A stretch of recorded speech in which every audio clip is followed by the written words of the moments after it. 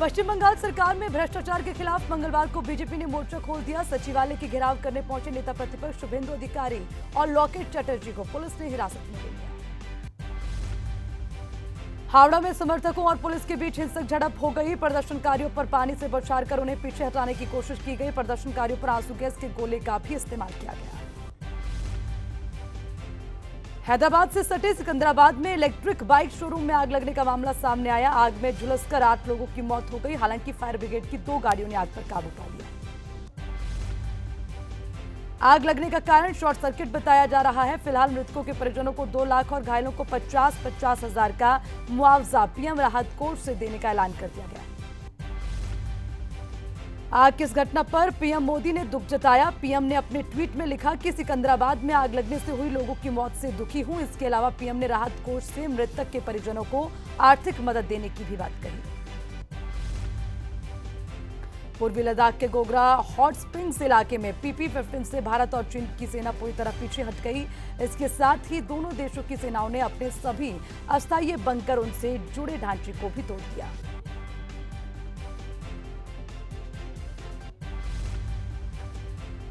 केंद्रीय गृह मंत्री अमित शाह ने मंगलवार को कहा कि जो लोग सपने बेचते हैं वे गुजरात में कभी नहीं जीतेंगे। बता दें कि सीएम केजरीवाल गुजरात में फ्री बिजली और फ्री शिक्षा और किसानों की कर्ज माफी जैसे वादे कर रहे हैं। दिल्ली के मुख्यमंत्री अरविंद केजरीवाल गुजरात के दौरे पर हैं। इस दौरान उन्होंने बीजेपी पर निशाना साधते हुए कहा कि 27 साल बहुत होते हैं। बीजेपी को जो करना था वो कर लिया, अब ये कुछ नहीं करेंगे। इसके अलावा अरविंद केजरीवाल को गुजरात में सुरक्षा कारणों का हवाला देते हुए ऑटो में बैठने से रोक दिया गया। बताया जा रहा है कि केजरीवाल अहमदाबाद से एक ऑटो में बैठकर खाना खाने के लिए जा रहे थे और इसी वजह से केजरीवाल और पुलिस अधिकारियों के बीच नोकझोंक हो गई। पंजाब कांग्रेस के अध्यक्ष राजा वड़िंग ने पूर्व सीएम भूपेंद्र हुड्डा से मुलाकात की। इस दौरान राजा वड़िंग ने बीजेपी पर निशाना साधते हुए कहा, बीजेपी मुद्दे की बात नहीं करती, खाली बेफजूली के मुद्दे उठाती है।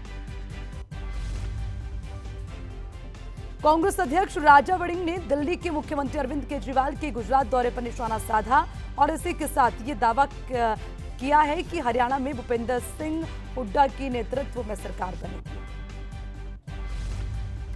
तो वहीं पर ज्ञानव्यापी मामले पर AIMIM के प्रमुख असदुद्दीन ओवैसी की प्रतिक्रिया सामने आई। ओवैसी ने कहा, इस फैसले के बाद 1991 प्लेस ऑफ वर्शिप एक्ट की अहमियत खत्म हो जाएगी और साथ ही इस फैसले के खिलाफ अपील होनी चाहिए।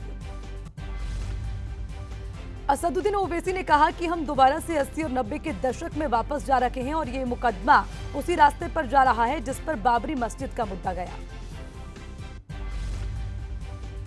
प्रधानमंत्री नरेंद्र मोदी 15 सितंबर से शुरू होने वाली शंघाई सहयोग संगठन के शिखर सम्मेलन में शामिल होंगे। ये शिखर सम्मेलन उज्बेकिस्तान के समरकंद में आयोजित किया जाएगा। प्रधानमंत्री 14 सितंबर को समरकंद पहुंचेंगे और 2 दिवसीय शिखर बैठक में शामिल होकर 16 सितंबर को भारत वापस लौटेंगे। शिखर सम्मेलन 15-16 सितंबर को होगा। आपको ये भी बता दें, इससे पहले जून 2019 में किर्गिस्तान के बिश्केक में SCO के सम्मेलन किया गया था।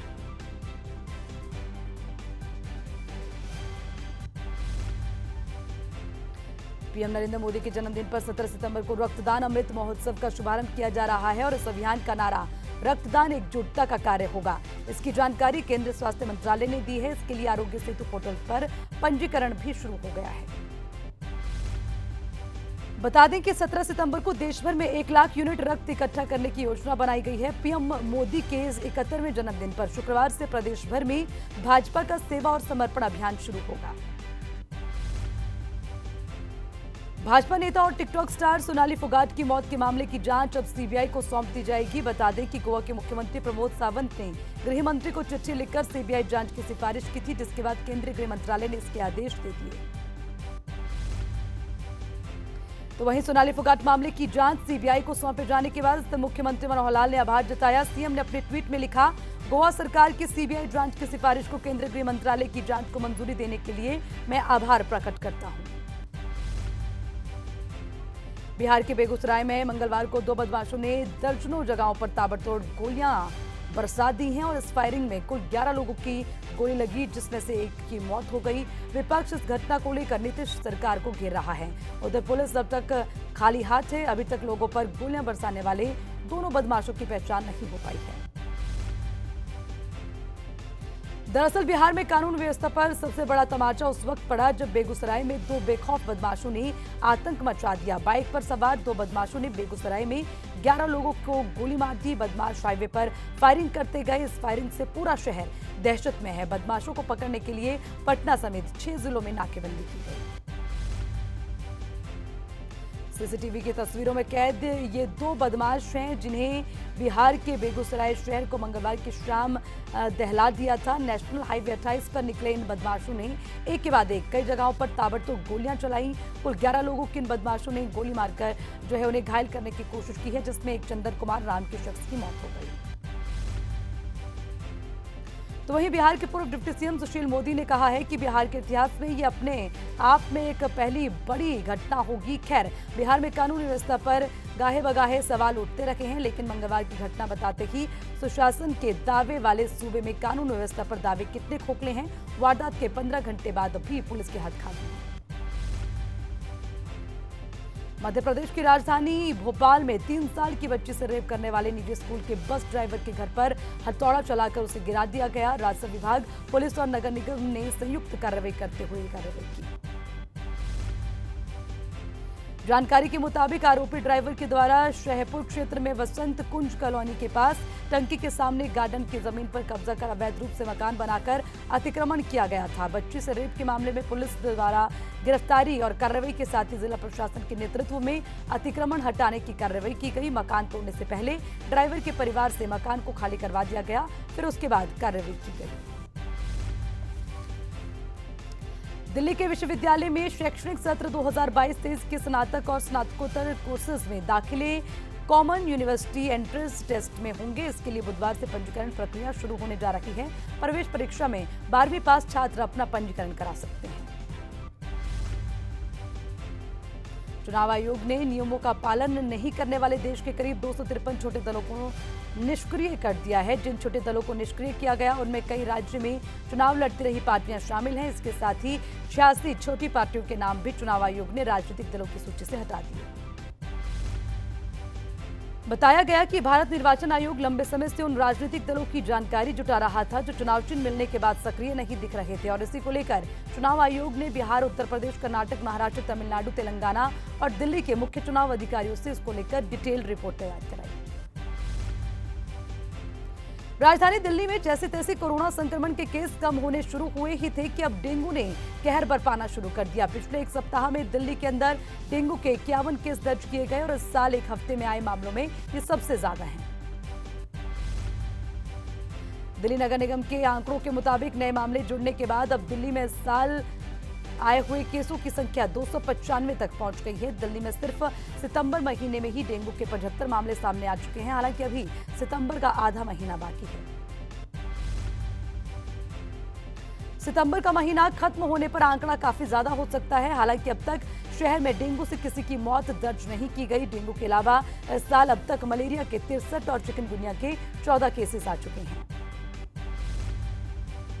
फतेहाबाद में डेंगू को लेकर स्वास्थ्य विभाग अलर्ट मोड पर है और इसी कड़ी में सरकारी अस्पतालों में डेंगू कंट्रोल रूम बनाने के निर्देश दे दिए गए।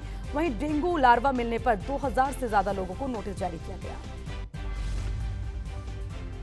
तो देश में कोरोना की रफ्तार लगातार धीमी होती नजर आ रही है। बता दें, बीते 24 घंटे में देश में कोरोना के 4369 नए मामले सामने आए, जिसके बाद देश में एक्टिव मामलों की संख्या 44347 हो गई। इसके अलावा देश में कोरोना वैक्सीनेशन अभियान अभी भी तेजी से चल रहा है। पिछले 24 घंटे में 21,67,644 लोगों को वैक्सीनेट कर दिया गया, जिसके बाद से देश भर में 215,47,80,693 लोगों को वैक्सीनेट किया जा चुका है। दिल्ली में भी अब लंपी वायरस का कहर देखने को मिल रहा है। दिल्ली में लंपी वायरस के कुल 173 केस सामने आ चुके हैं। राजस्थान समेत कई राज्यों में लंपी वायरस का कहर देखने को मिल रहा है। बता दें, देश भर में लंपी वायरस के मामले बढ़ने से हजारों गायें इसकी चपेट में आ गई। वहीं राजस्थान और गुजरात में इसके चलते हजारों की संख्या में गौवंश की मौत हो चुकी है।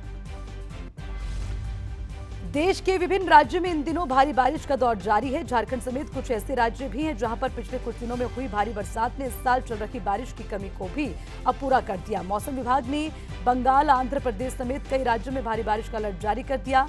वहीं उत्तर प्रदेश के कुछ जिलों में भी बरसात होने की उम्मीद है। मौसम विभाग के अनुसार राष्ट्रीय राजधानी दिल्ली में आज का न्यूनतम तापमान 25 डिग्री सेल्सियस रहने वाला है, जबकि अधिकतम तापमान 34 डिग्री सेल्सियस तक जा सकता है।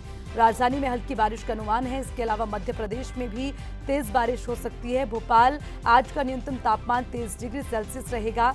यहां आसमान में बादल छाए रहेंगे और तेज बरसात होगी। हरियाणा के पूर्व मुख्यमंत्री ओम प्रकाश चौटाला मंगलवार को भिवानी दौरे पर रहे। इस दौरान उन्होंने हरियाणा की गठबंधन सरकार पर जमकर निशाना साधा। वहीं उन्होंने सरकार बनने पर लाखों युवाओं को रोजगार देने का वादा किया। हरियाणा के मुख्यमंत्री मनोहर लाल के साथ भारतीय मजदूर संघ के पदाधिकारियों की बैठक हुई है। बैठक में कई अहम मुद्दों पर चर्चा हुई। तो वहीं पर भारतीय मजदूर संघ जोनल सेक्रेटरी पवन कुमार ने बताया कि वे मुख्यमंत्री के आश्वासन से संतुष्ट हैं। सोनीपत में कैबिनेट मंत्री मूलचंद शर्मा ने जिला कष्ट निवारण समिति की बैठक की है। बैठक में जिले के सभी अधिकारी मौजूद रहे। वहीं उन्होंने ये भी कहा कि हरियाणा रोडवेज के चालक जगबीर हत्याकांड में सोनीपत पुलिस अच्छा काम कर रही है और जल्द से जल्द आरोपियों को गिरफ्तार भी किया जा चुका। जुलाना में आपसी रंजिश के चलते एक घर में आग लगाकर परिवार को जिंदा जलाने की कोशिश की गई। हादसे में 5 लोग झुलस गए, जिन्हें इलाज के लिए अस्पताल में भर्ती करवा दिया गया। बताया ये भी जा रहा है कि लाखों रुपए के लेन देन के मामले में इस वारदात को अंजाम दिया गया। फिलहाल पुलिस ने 3 लोगों के खिलाफ आगजनी और जान लेने की कोशिश का केस दर्ज कर लिया है। बहादुरगढ़ में बिजली चेकिंग के दौरान कर्मचारियों से हुई मारपीट के बाद बिजली कर्मियों ने हड़ताल शुरू कर दी। बिजली कर्मचारियों ने मांग करते हुए कहा, जब तक आरोपियों को गिरफ्तार नहीं किया जाता हड़ताल जारी रहेगी। कुरुक्षेत्र के ब्रह्म सरोवर पर 3 महीने का मासूम मिलने से क्षेत्र में सनसनी फैल गई। फिलहाल पुलिस ने मासूम बच्चे को कब्जे में लेकर परिजनों की तलाश शुरू कर दी है। यमुनानगर में गैंगस्टर काला राणा के घर पर आयरन की रेड खत्म हो चुकी है, जिसके बाद से गैंगस्टर के पिता को हिरासत में ले लिया गया। बताया जा रहा है गैंगस्टर काला राणा के घर पर हथियार और डॉक्यूमेंट्स बरामद हुए। फरीदाबाद के बल्लभगढ़ में सीएम फ्लाइंग और फूड सेफ्टी विभाग ने सोया चाप बनाने वाली फैक्ट्री में छापेमारी की। इस दौरान टीम ने मौके से फैक्ट्री से भारी मात्रा में मैदा बरामद किया। पंचकुला सेक्टर 5 के रीजनल ट्रांसपोर्ट ऑफिस में रेड सीएम फ्लाइंग ने की है और बताया यह जा रहा है कि इस छापेमारी में टीम ने देर रात तक रीजनल ट्रांसपोर्ट ऑफिस में रिकॉर्ड्स को खंगाला। तो वहीं पर झज्जर स्वास्थ्य विभाग की टीम ने लिंग जांच गिरोह का भंडाफोड़ किया है। गिरोह के 4 सदस्यों को मौके से गिरफ्तार किया गया। बता दें कि स्वास्थ्य विभाग की टीम ने प्रलोभन ग्राहक के जरिए आरोपियों को पकड़ने में कामयाबी हासिल की। गुरुग्राम के एक होटल में बम की धमकी का पुलिस ने खुलासा कर दिया। गुरुग्राम पुलिस ने बताया कि यहां के एक होटल में मंगलवार दोपहर बम होने का फर्जी कॉल आया था। फोन आते ही पुलिस मौके पर पहुंची और होटल को खाली करवा दिया गया। पुलिस ने यह भी बताया कि होटल में बम होने की फर्जी सूचना देने वाले शख्स 24 साल का एक युवक है, जिसका एक निजी अस्पताल में इलाज चल रहा है। तो फरीदाबाद के सेक्टर 37 बाईपास रोड पर चलती कार में आग लगने से कार चालक सहित कार सवार एक युवक इसकी चपेट में आ गए। हालांकि गनीमत ये रही कि समय रहते दोनों ने कार से बाहर निकलकर अपनी जान बचा ली। फरीदाबाद पुलिस ने महिलाओं की अश्लील फोटो और वीडियो बनाने के मामले में एक आरोपी युवक को गिरफ्तार कर दिया। बताया जा रहा है कि आरोपी फेसबुक से महिलाओं की फोटो चुराकर इस वारदात को अंजाम देता था और अब तक आरोपी ने करीब 500 महिलाओं को अपना शिकार बनाया।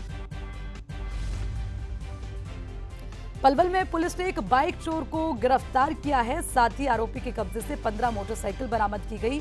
वहीं पुलिस मामला दर्ज कर कार्रवाई में जुट गई है। भिवानी में सीआई की टीम ने नकली बीमा कंपनी एजेंट का भंडाफोड़ करते हुए 30 लाख रुपए की धोखाधड़ी करने वाले 4 आरोपियों को गिरफ्तार कर लिया। बताया ये भी जा रहा है कि ये युवक बीमा कंपनी पॉलिसी की आड़ में धोखाधड़ी की घटना को अंजाम दिया करते थे। फिलहाल पुलिस ने सभी आरोपियों को गिरफ्तार कर लिया और मामले की गहन से जांच में जुट गई। पुलिस का दावा है कि इस मामले में अभी और गिरफ्तारी हो सकती है। कुरुक्षेत्र पुलिस ने नशीला पदार्थ रखने के आरोप में 2 युवकों को गिरफ्तार कर लिया। इसके साथ ही पुलिस ने आरोपियों के कब्जे से करीब 2 लाख रुपए की हेरोइन बरामद की। करनाल में यमुना नहर में मिली लड़की के शव की शिनाख्त यमुनानगर निवासी नीलम के रूप में हुई है। बता दें कि नीलम 7 सितंबर से लापता थी।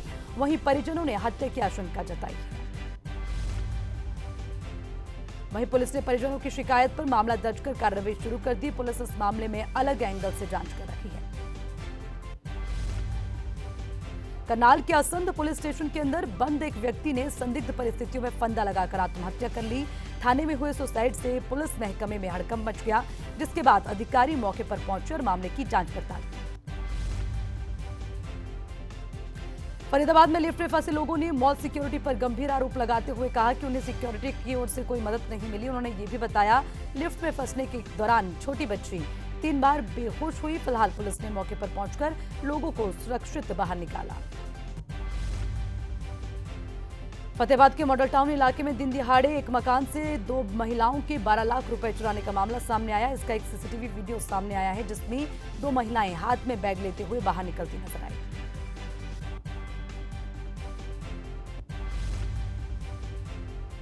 जीरकपुर के बल्टाना में फर्नीचर शोरूम में मंगलवार को भयंकर आग लग गई, जिसमें रखा सारा सामान जलकर राख हो गया। मौके पर पहुंची फायर ब्रिगेड की टीम ने आग पर काबू पा लिया। हालांकि आग लगने के कारण अभी तक पता नहीं लग पाए। पंजाब में आतंकी और संगीन वारदातों के बाद से पंजाब पुलिस लगातार गैंगस्टर्स पर कार्रवाई कर रही है।